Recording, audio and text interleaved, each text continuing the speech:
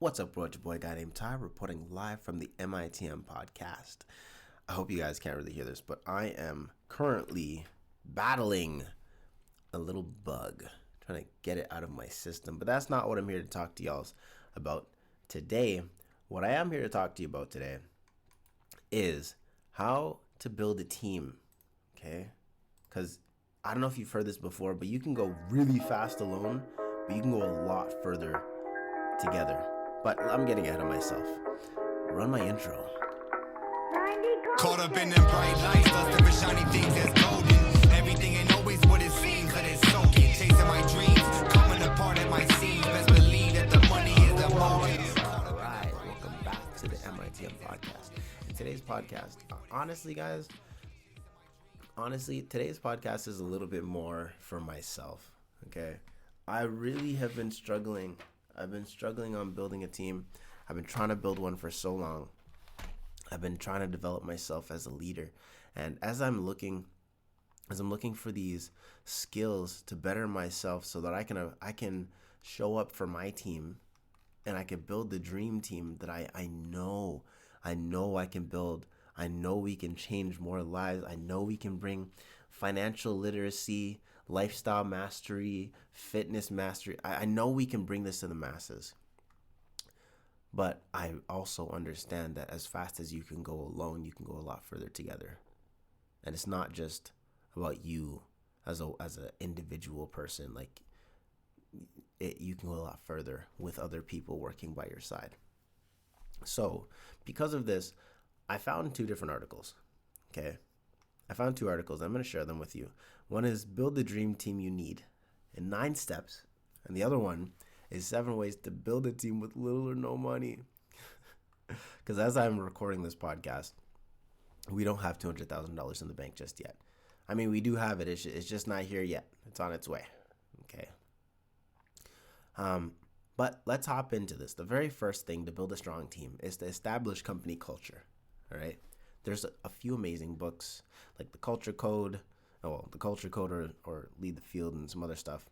Some other books are pretty great at developing company culture, but a new team needs to know what's expected of them. Okay, you should establish a company culture quickly and early. Okay, you want to uphold this from the very beginning. This will show your team how to behave and how to approach their work. Don't forget, your job as a leader is to be a good facilitator of these team values.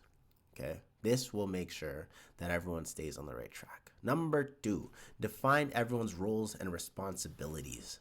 Okay, you can't just, a lot of people, or a lot of the times, I personally have just said, hey, I just want this done, and I give it to people, and I just expect them to have the same entrepreneurial brain as me. But unfortunately, everyone's brain does not operate like mine, and I can't expect that from everyone. That's not really fair. So by defining specific roles and responsibilities, it'll help my team become more successful in the future. Okay, so if you want to learn to build an effective team, recognize everyone needs to know what they're responsible for as individuals. Okay, teamwork is collaborative, but independent work is also required for smooth operations. Don't let your team members get confused about their purpose. You want to make sure they have a clear idea of what they're supposed to accomplish. The people you're managing should also understand whom to turn to if there's any team conflicts or questions about their work. Okay? Number 3, ensure that everyone feels respected. Okay? On every level, team members should feel respected as both employees and human beings. They aren't robots. Okay, your team members have personal lives, their own feelings and characteristics that make up who they truly are. Okay, you want to recognize and respect your employees by recognizing their whole person. This will boost their confidence and well-being. It can even increase productivity, which is excellent to the bottom line of the business. Okay, one of the things that you can do to really recognize and show people that you respect them is having proper check-ins. Okay, you want to make sure that you have check-ins, but that's actually a part of number 4, which is staying as organized as you can. Okay, a good leader or good leaders are organized. They pay close attention to team management and regularly check in on how people are doing. Okay. One of the check-ins that I love to do, and you know what, to be quite honest, I haven't been using this recently because I've been in such a go mode. I need to bring this back. But what's a high of your week? What's a low of your week, and why? What's something that you're grateful for in your life right now? What's something that you're proud of in your life right now? What's something that you're excited and looking forward to in your life right now? Those check-ins are so powerful, and they lead to such meaningful conversations. And honestly, in the last 2 months, I've been in such a whirlwind, stuck in my own head, so focused on trying to reach these goals and targets. I haven't been checking it with my team. So a part of me being unorganized for the last little bit, I've been being a terrible leader. So just thought I'd add that in there for accountability for myself to my team. But from the moment you start learning how to build a strong team, put organizational processes and project management systems in place. This will keep you from getting overwhelmed. Ooh, that's me right now. This will keep you from getting overwhelmed and drive your team's success. Ooh, I know I've been feeling that. That's probably why I got sick. Ugh, so gross. Number 5, encourage your team members. A work environment that motivates team players to reach their goals will foster their success. Staying positive with your team also helps create an exciting environment for growth. When it's reasonable, accept mistakes without punishment.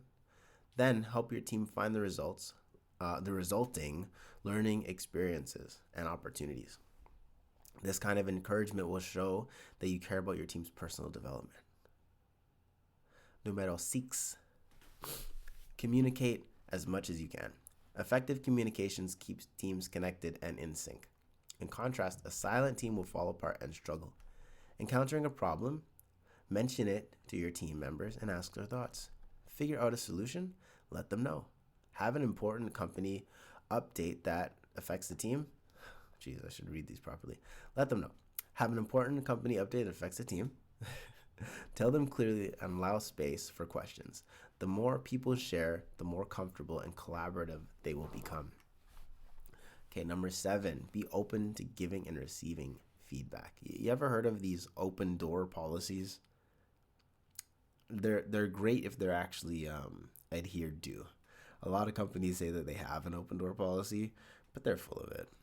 And we all know that. But we can learn to do better without reviewing we can't learn to do better without reviewing our mistakes.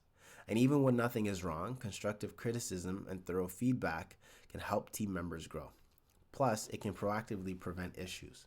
When it's your turn to receive feedback about a problem, remember to be a good listener. When both leaders and team members can use feedback to their advantage, they'll be better equipped to tackle future challenges. That's one of the best ways to learn how to build an effective team for the long term. Okay? Oof. Be open to giving and receiving feedback. And honestly, that's a part of what prompted me to even do this today. Like, I really don't think that I've been that great of a leader. And I hope I'm going to listen back to this 6 months from today. Okay, I'm going to listen back to this 6 months from today. And with me implementing all the things that I'm learning and I'm sharing with y'all, I'm going to have my dream team. I already know that I have an amazing team that's going to help me make $200,000 and more per month so that we can live our dream lives together. I already know that I have that team. They're just not here yet.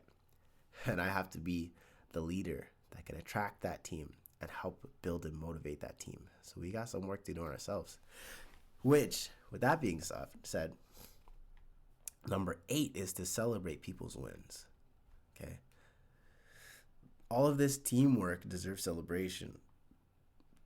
Keep an eye out for excellent team performance and don't hesitate to acknowledge it. Some goals might be unattainable for individuals, but easy to achieve as a team. Praising your team's hard work creates an atmosphere that encourages people to take risks and aim higher. Even if they fail, they'll know they have a team that supports them. All right, y'all ready for number 9? This is the last one. Well, at least for this part. Actually, you know what? I think we're going to finish up on number 9. And I'll do a separate one on how to build a team with no money. We'll do a separate podcast for that. So make sure you check out the next podcast to hear that one. But number 9 is to value your team's diversity. Okay?